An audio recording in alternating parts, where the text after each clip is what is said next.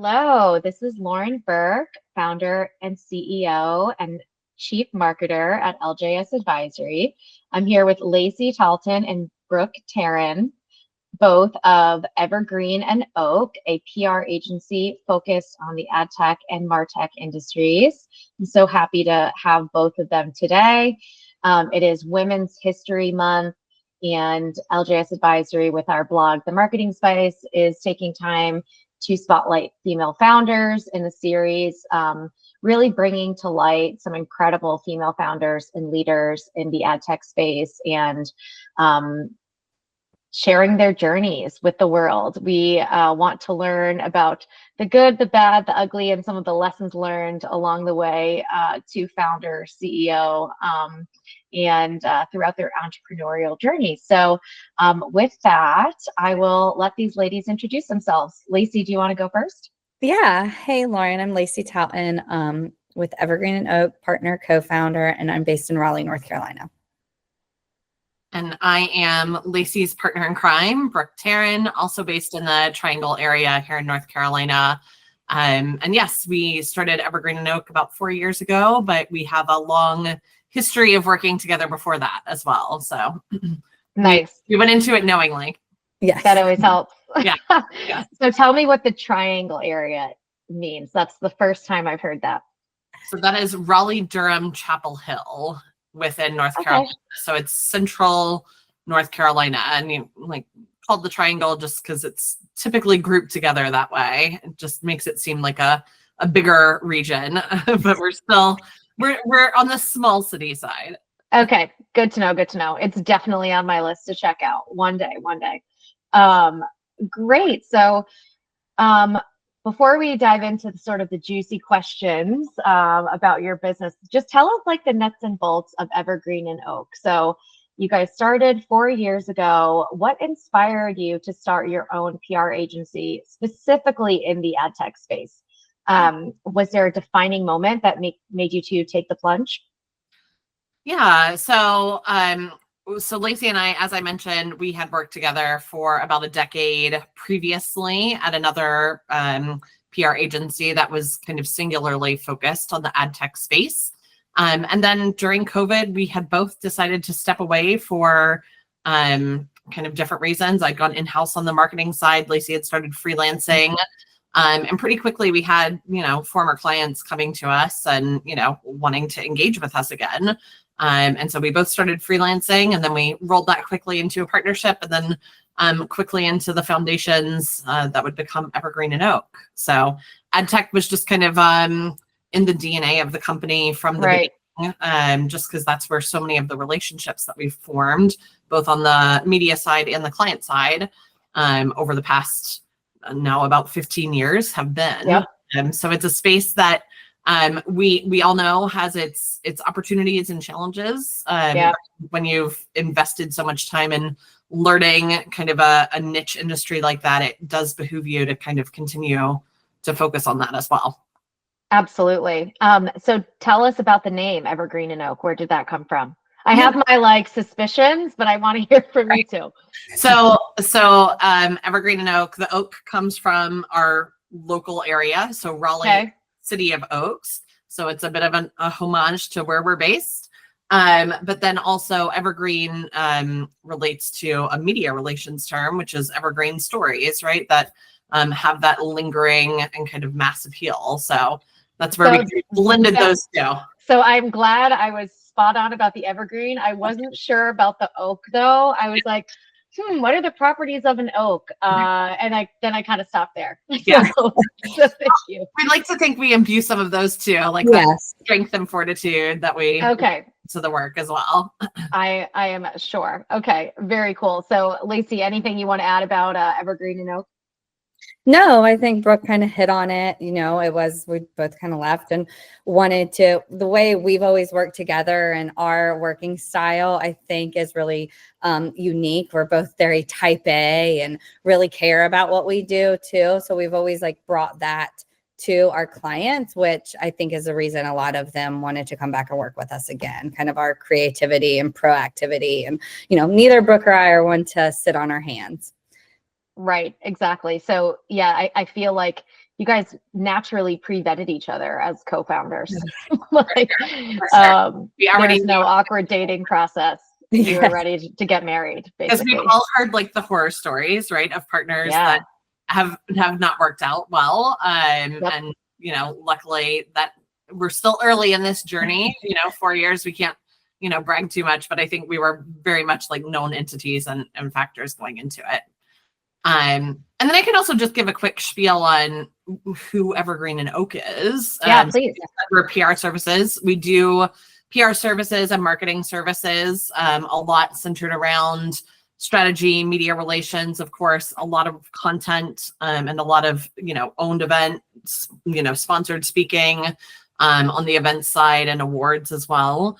And then just kind of more largely, you know, one of the things that I would say, like, to put it in perspective for what we do, is we talk a lot about the power of narrative economics over here, and shining a light on our clients in a way that directly impacts their public presence, ultimately leading to driving revenue for them. So that's what we're, you know, when it comes down to it, that's what we're all focused on. So we create very bespoke, tailored strategies around clients' business goals to ultimately help them achieve those KPIs that they need. I love that. I mean, I feel like practices like brand building and PR, like nowadays you do have to connect them to, you know, real tangible results at the end of the day, right? And offering a similar, not PR specific, but sort of, we'll say solution to clients. You know, some of these things you don't just like press an on button and then suddenly the floodgates are open, right? And you're getting a ton of coverage, you're getting a ton of engagement, thousands of leads coming in. Like it's definitely a slow burn and a build. So having that, like those conversations with clients up front, and then, you know, showing them the value that you bring little by little, how it all like adds up to something bigger, I think is so important. And I love that term. Oh, go ahead. I think it's also so crucial to focus on what the specific business goals are and make sure that you're really tied into that, because so many, you know, PR marketing agencies will just deliver kind of like a cookie cutter approach where they're overlaying the same strategy across all clients. That just doesn't benefit what the individual business goals are. Help them achieve the results that they need. And narrative economics, I love that term. Is that something coined by the two of you geniuses, or? Well, it's something, it's out there. I think we've just really kind of focused on overlaying that into the PR and marketing world. Okay, yeah, makes a ton of sense. Cool. So early days of your business. So, you know, if you could boil it down to the biggest unexpected lesson from the early days, and how you overcame it, that would be very helpful. Yeah, I think starting a business, it was very eye-opening for me, just how much I didn't know. And one of the like earliest lessons was just, you know, we grew really quickly. We were heads down growing. And I think with that too, I was pregnant with my first daughter when Brooke decided to partner with me to create Evergreen and Oak. So we were just running at it, and we really didn't take time to like acknowledge when we met certain milestones that really kind of needed to push us into thinking about the business and the operations of it differently. So I think that's something important with anyone building a business. Like, it applies to women, but you know, anyone starting, is to make sure you do take that time to think about yourself, slow down, like, because it can be really easy to lose sight of your accomplishments and what those mean. To, you know, celebrate them and then push yourself to think bigger about the company too. I think one of the kind of biggest lessons for me that I'm still, you know, 4 years later, still working on learning too, is kind of like that shift in mindset from employee to employer. Big change in thinking, right? Especially when you've spent, you know, many, many years of your career kind of, you know, in one mindset, and then you have to completely kind of inverse the approach too. So that's been interesting, and it, you know, is tied to all sorts of kind of like of those momentum pieces, right? Or, you know, making like your first hire, right? Things like that can seem very like kind of riddled with anxiety when you're first going through it. Like, you can run the numbers all day, but like, how do you make that plunge, like to that, make that first commitment, right? Sure. And kind of getting on like the rails of like what it means to really be a business and build that structure around yourself and have the confidence to move forward with that. Knowing, you're seeing a much bigger picture than you ever do as an employee. And, you're seeing all the areas of strengths and weaknesses, and, just being able to start wrapping your mind around those and make decisions and continue moving forward. Totally. Because I feel like when you're an employee, like you're delivering the service to either your employer or the client, right? Like now in your case, but suddenly your world has exploded. It's funny you mentioned this. I just put up this whiteboard wallpaper in my office, and I have sections out: sales, marketing, client service, operations. And right now it's, me and a freelancer, right? So as we scale, like that matrix is only going to get more and more complex, right? So I'm totally with you on that. And I feel like I'm always learning something, and I imagine I still will be 4 years in. So. Absolutely. And one of the things that's been most helpful for me too is joining a group of entrepreneurs too, where you can kind of like share, any anxieties about things, like develop plans, right? And just understanding that no matter what the type of business, there's some things that are just challenges across the board that we all face. Right. And it helps to, have that shared experience and hear from others that have already gone through things. It just makes the path smoother for you. Yeah, that's so true. So you talked to us a little bit about, narrative economics and how you bring, business results to the table via your programs. But like, if you had to really boil down your secret sauce as an agency, or like what's your core narrative that you bring to the market when you're speaking to a client for the first time and like are really telling your story? Would love to hear that. Yeah. So I can take this one. So as Lacy said, we're very much like type A personalities. And so many of the complaints that we hear from others in biz dev conversations, it tends to be the same thing over and over, right? Like, kind of being like sold in by an A team and then passed to a junior team that doesn't really know the industry, isn't proactive or creative with storytelling. Right. And then, a lot of people just kind of like overlaying that, here's your rinse and repeat strategy that we've delivered to so many other clients. Like we're going to kind of like try and like make you fit into it versus it fitting around you and your business goals. We hear that a lot. And then just a lot of agencies kind of like sitting on their hands. There's a lot of reactivity out there of people. And I think that ties to being passed to junior teams. Of people waiting for the client to come to them and say, okay, we've got a new product or a product update, or we've made a hire. Like, can we just get a release together and issue a release around it? And so we'll see that. And that is what we have created Evergreen and Oak to kind of directly counter with all of those. Like that's where we strive to really deliver these tailored strategies and be those like voices of leadership. And kind of like day-to-day maintenance across the account. So Lacy and I are deeply involved with all of our clients. And if that means we're not scaling widely, fastly, that's all right. Like this is about, in the end, it's a services business, and so much of it is your reputation, results that you deliver, or else clients move on. So we pride ourselves on having those long-standing client relationships. We've got many that have been with us since the beginning. And we, value them and want to keep those relationships active. So that's what it is dependent on. That's awesome. And I'm sure clients really appreciate that kind of white glove approach, like not only in the beginning, but evergreen, right? Always. So when you all hire, right, because I know you have grown and scaled, how do you ensure that your employees, especially the ones that are client facing, adhere to the same, we'll say, service level that you two, bring to the table as well? We've kind of grown our employee base from the ground up too. So we've Mm. been able to hire, both of Brooke and I started as interns at our previous agency and kind of grew up in the ad tech space. So we've kind of taken a similar approach with growing Evergreen and Oak, since it is such a niche space too.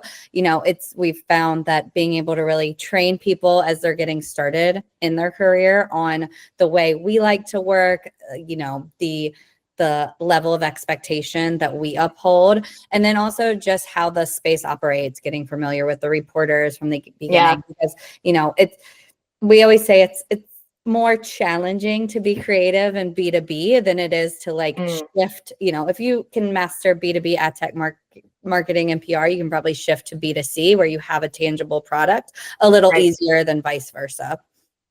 I agree. I mean, you know, trying to tell the story about like a data model, right? And what makes it different, like from a core branding perspective, but I can imagine even more so when you're telling it to the press. So I'm with you there. And I remember the early days starting off in ad tech as well. I was like, wait, what's a CPM? You know, it's like having veterans whiteboard that out to me, right? And I have since then done the same for others. It's nice to be able to orient them in the basics. Yes. Anyone entering the industry should have like an acronym dictionary. In fact, we provide that document for our interns because there's a lot going around. Oh, 100%. So let's talk a little bit about we'll say the ad tech narratives, right? So, you know, I'm sure clients come to you all with ideas, right, about what makes their company, their product unique, what they want to tell to the press. But how do you sort of marry what they want to say versus what you think the press wants to hear? And I can take that one. So we take a really reporter first approach to everything that we do. Like I mentioned, Brooke and I have, you know, grown up in this space, been doing this for almost 15 years. So we've been working with reporters across various publications. So we really know what they need to sell the stories into their editors, and, you know, so it's ultimately valuable for their readers.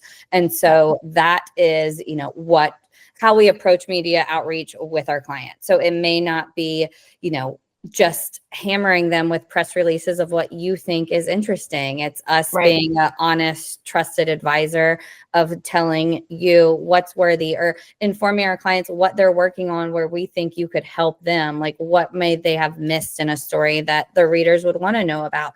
So you're really helping educate the market versus just trying to sell your stories in. So I think that's really important, is making sure we're, you know, a useful and helpful resource for the reporters, but also just that proactive approach and us constantly keeping our ears to the ground. And, you know, as we're having our weekly calls with clients or listening in on interviews, like what sparks our interest and we see can be developed into the story angles that those reporters like want and need, and like what's not being covered. So I think the fact that we are just constantly trying to be proactive and creative helps too. Yeah, that's great. And how do you get, we'll say, a client, like it's their first time in front of the media, right? How do you get them ready? Like what are the top few things they need to know as they're entering that space?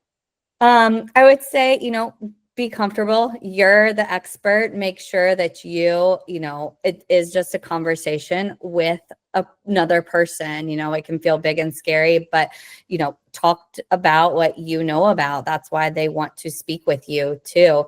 I also think a skill that a lot, you know, answer the question and pause. I kind of remind clients to do. A lot of times you can ramble if you are trying to fill the space. That's a great piece of feedback. I think we can all learn from. Less is often more. Yes. There's a lot of ramblers out there. Oh yeah. Yep. So, I mean, ad tech is a confusing space, right? And it's always changing, right? Like, I think back to the early days. I mean, you grew up in this space like me, like, I think it was 2000. I don't even know. Was it like 9 or 10 or 11 was the year of mobile? And then every year since then was like the year of mobile. And I feel like maybe actually like, I don't know, 2015 was the year of mobile, but like now there's CTV and retail media. And like, how do you keep your clients like abreast of all these things and find a story that will fit in, right? If a client is not historically one of these companies. Yeah, I think the fact that we're just so ingrained in the space and we're hearing different perspectives and constantly reading the news helps us kind of keep tabs on what's happening in the market. And I love that it's always changing. I think that it keeps me interested too, that there's always something new happening. And yeah, I've heard now this is the year of CTV. It's now we're going to be saying that for the next 10 years. Yeah. Let's say it's, call it spade a spade. It's the decade of CTV. Right. Yeah.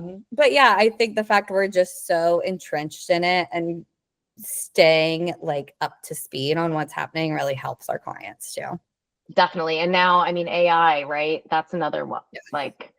This started, I want to say early last year, right? And it's everyone's trying to find, how do they play in this sandbox? It's there are so many ways. I think that we'll save that for another conversation. But great. So you talked to me a little bit about PR and business outcomes before, but are clients very willing and open to accepting that kind of mentality? Are they letting you, get the insight you need into the metrics, right? And how you're moving the needle? How do you, at the end of the day, say, right, job well done? I think it's because we do build those really trusted partnerships with our clients, that we are able to deep dive in, and they're willing to share what we need to see if we are moving the needle. Is it getting those top tier placements or growing share of voice, or, getting web traffic? We don't want to just say oh, we put out that press release that got millions of, reach or whatever the wire distribution says it is. We really like to tailor what we're measuring and our KPIs to the strategy. Awesome. Yeah, that makes a ton of sense. And we don't believe we don't believe in UVMs around here. Right? You're going to have PR agencies sending across, this was seen by 3 million people, because that's the publication reach. You try to set aside those, bullshit metrics and focus on what's real for our clients. You took the word out of my mouth, girl. I love it. So let's talk about, being a female founder, right? So how do you find your best ideas, right? Are there moments throughout your day where something just comes to your head and you're like, oh, wow, we got to do something about this? And how do you take a seed of an idea and actually turn it into something that you're either bringing to market for your own company or for your clients?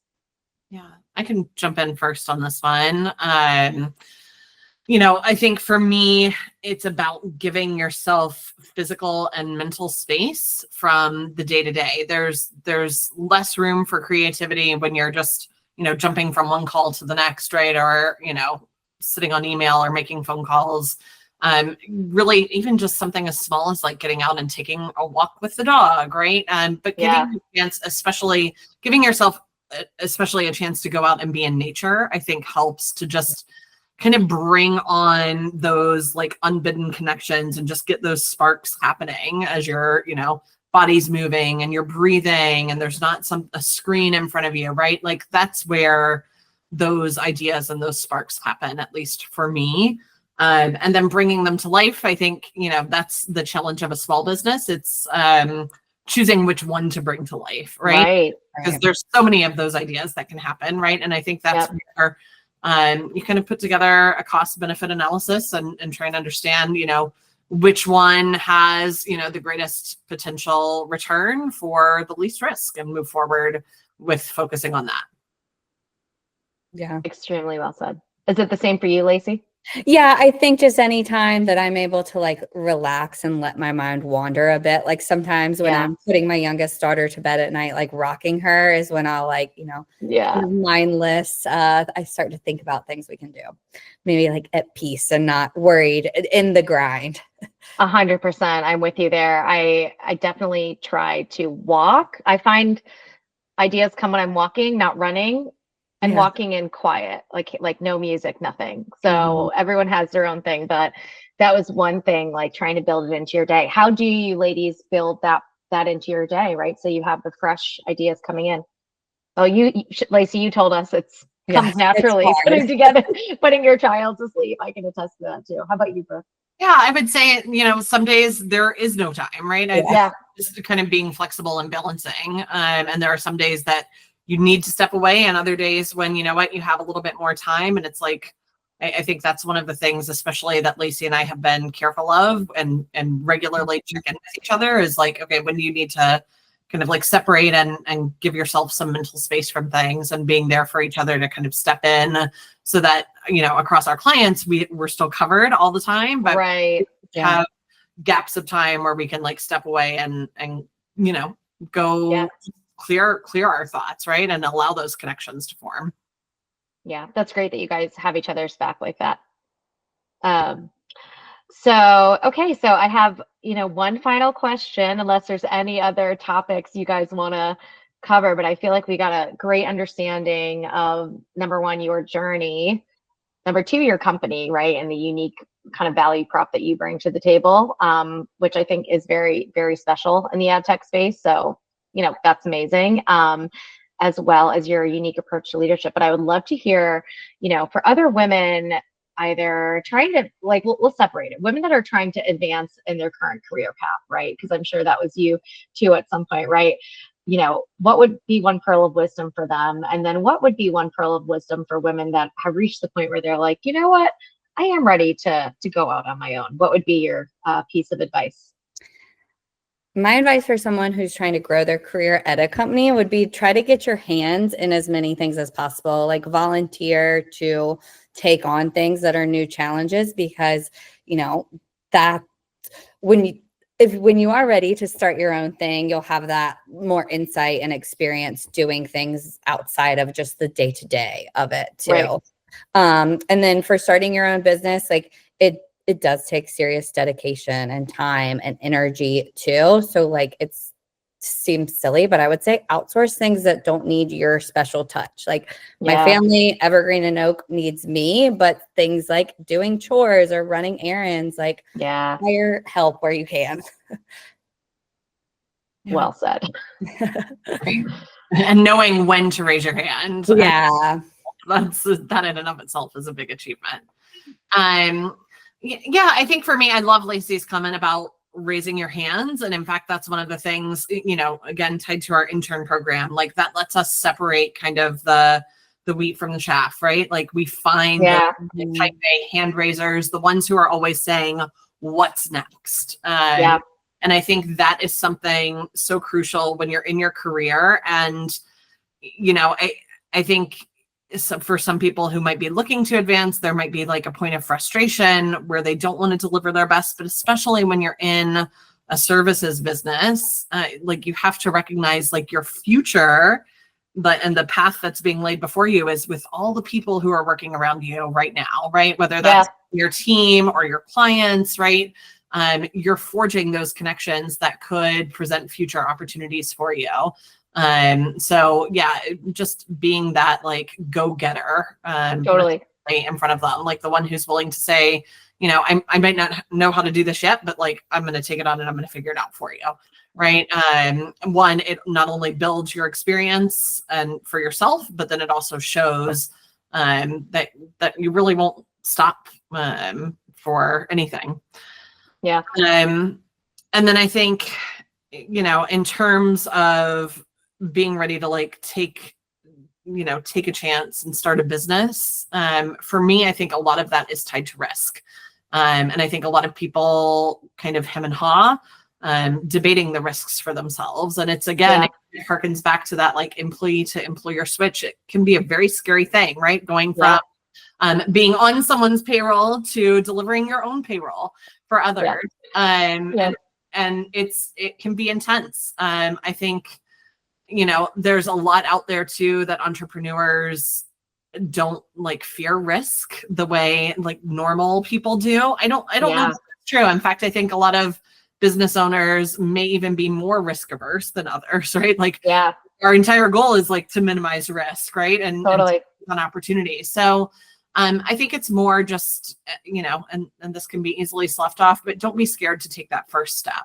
Totally. And just get out and try it. And sometimes that means like just start like hustling as a freelancer, and when there's a full-time job, if you need that, just to kind of like test what's out there, and you might find the reception for what you're selling is, greater than you ever anticipated. So just take the first steps, just try it. Then there are always jobs to go back to. Very true. And I just went through this whole thought process, right? And it was very much like, look, there's never going to be a great time, right? I'm a mom, like I've got responsibilities, but I feel so fired up right now. Yes. Do you know what I mean? So it's like, let's capitalize on that and just go for it. And to your point, like there will be jobs, right? And I feel like as long as you like, don't plan for that eventuality, like it's there, don't think about it. Like you're gonna go, you're gonna succeed. And that whole like risk aversion thing, I have like trained myself to not overthink things so much. Going from, to your point, from employee to employer, like I'm like, okay, here I am. Like I got to throw spaghetti against the wall and figure out what works and what doesn't. And not everything's going to work. And I got to be okay with that. Perfection is just not real, I think is a lesson I've learned. Absolutely. And then I think, kind of validating your plans or what you see as an opportunity with others in your network. Like go find others that have done, if you've been a professional for any length of time, you probably have others who've walked a similar path, right? And people are eager to kind of share what they've learned and help, give you a roadmap. They're out there. So lean on them, kind of understand, like, do they think you have, a viable path forward for a business, right? Like test that. And even those conversations might kind of open that path for you too. So, totally. Just don't be afraid to take the first steps. Very well said. Well, thank you two so very much for being part of our Female Founders series. Very inspiring what you've created. And I look forward to seeing Evergreen and Oak continue to shine. Thank you, Lauren. Thank you.